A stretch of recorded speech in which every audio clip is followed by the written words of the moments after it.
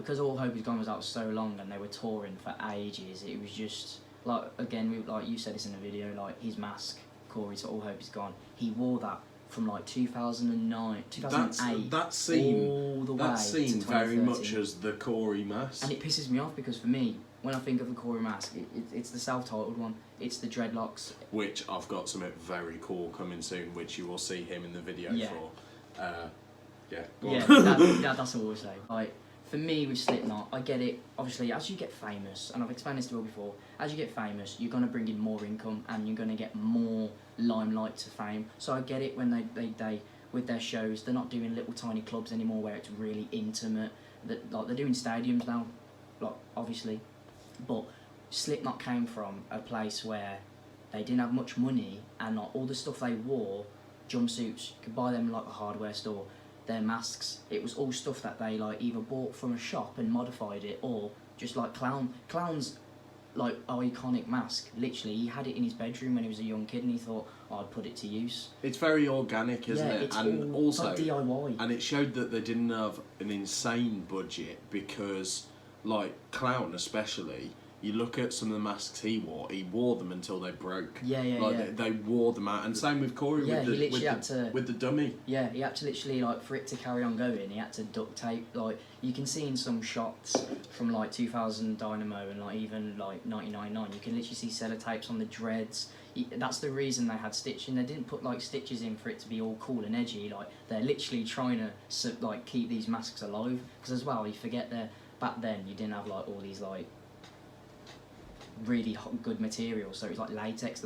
Once it's got heat, sweat, moisture, it rots naturally. And also because of things like obviously horror films as well, and bands like Slipknot, they're the reason that there's so many people making masks and so many mask designers. Because you think back then, horror films, like look at Halloween. Yeah. It was a William Shatner mask that they bought for $1 and spray painted it white. Yeah. There wasn't like some grand design with it, and that was a film. Yes, it was a low budget film, but now you look at things like Terrifier, that's a low budget film. A lot of thought has gone into that look, and it is because of like those low budget films and bands like Slipknot that made mask designing be such a big thing. Even like Jason, it's so iconic, but it's literally just a fucking hockey mask. Yeah. It's nothing special. Like you can get them off eBay for like 99p. Do you know what I mean?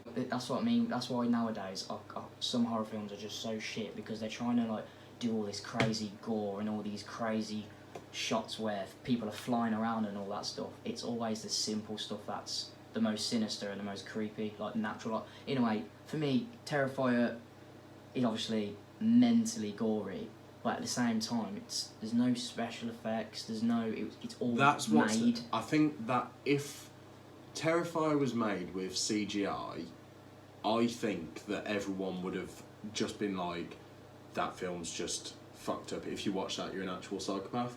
But when I watch Terrifier, I'm just like, fair fucking play that he did all that, like, physically, because that's genuinely impressive. If it's CGI, then I would probably be a bit like, why have you made that? That director is in need of help. Yeah. But it's just cool that it shows that you can do all these things with practical effects, and it beats CGI. Yes, it's done in a fucked up way, but it still proves the same point as things like, even stuff like Jurassic Park. Yeah.